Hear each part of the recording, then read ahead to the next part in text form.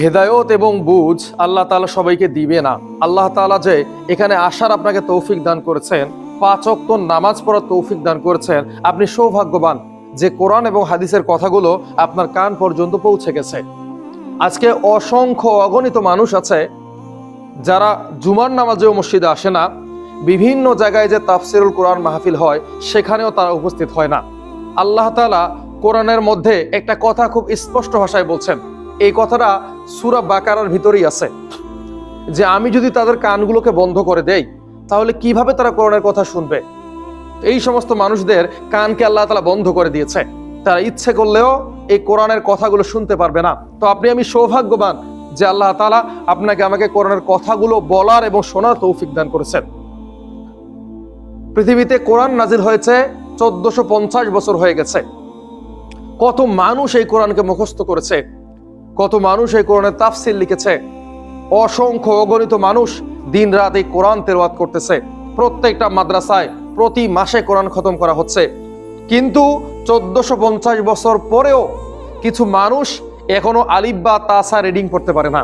কোরআনের একটা সূরা তাদের মুখস্থ নাই, সূরা ফাতিহাটা শুদ্ধ করে বলতে পারে না, 10টা সূরা নামাজ পড়ার মতো তাদের মুখস্থ নাই।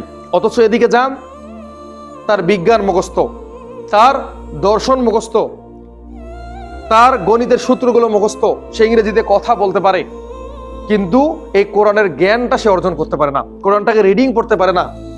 তো আমি যে এই কোরআনটা পড়তে পারছি, নামাজে এসে সূরাগুলো পড়তে পারছি, নিঃসন্দেহে আমরা সৌভাগ্যবান।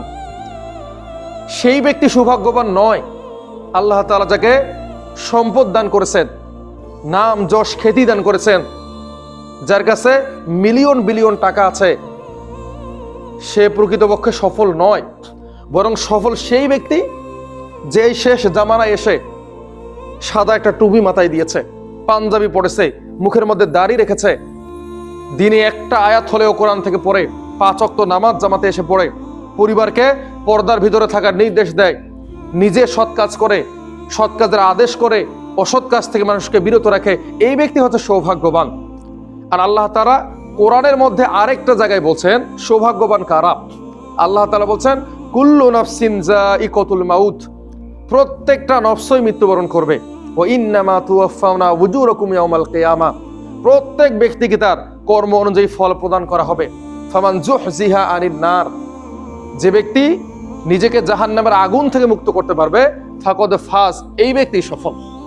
অর্থাৎ এখানে সাফল্যের মানদণ্ডকে আল্লাহ তাআলা ব্যবসা বাণিজ্য, নাম যশ খ্যাতি, অর্থ এগুলো দিয়ে প্রমাণ করেন নাই, বরং আল্লাহ তাআলা বোঝাতে চেয়েছেন যারা জাহান্নামের আগুন থেকে নিজেকে রক্ষা করতে পারবে, অর্থাৎ যারা আল্লাহর হুকুমে এই জীবনটাকে পরিচালিত করবে, তারাই সফল।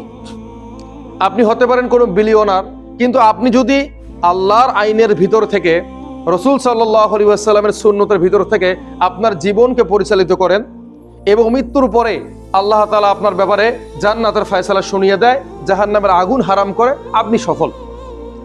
আর যদি একজন রিকশা চালক, একজন দিনদার, একজন কুলি, একজন দিন মজুর, সে যদি আল্লাহর আযাব থেকে মুক্তি পেয়ে যায়, আপনিও বিলিয়নার সফল, এই খেটে খাওয়া মানুষটাও সফল। কিন্তু ওই ব্যক্তিটার কথা কিভাবে আমি ভুলে যাব, যে এখন ফ্যান্টাসির জগতে ঘুরে বেড়াচ্ছে, যে সারাদিনই একটা বারও আল্লাহর নাম নেয় না, রাত্রে ঘুমানোর সময় একটা বারও আল্লাহর নাম নেয় না, নবী সাল্লাল্লাহু আলাইহি ওয়াসাল্লামকে জীবনের কোনো ক্ষেত্রে আদর্শ রূপে গ্রহণ করে না, সারাদিনই একটা বারও কোরআন থেকে একটা আয়াত পড়ে না, সারাদিনই একবারও নবীর প্রতি দরুদ পাঠ করে না, এই ব্যক্তির কথা আমি কিভাবে ভুলে যাব? এই ব্যক্তি তো সরাসরি জাহান্নামের আগুনে জ্বলতেছে।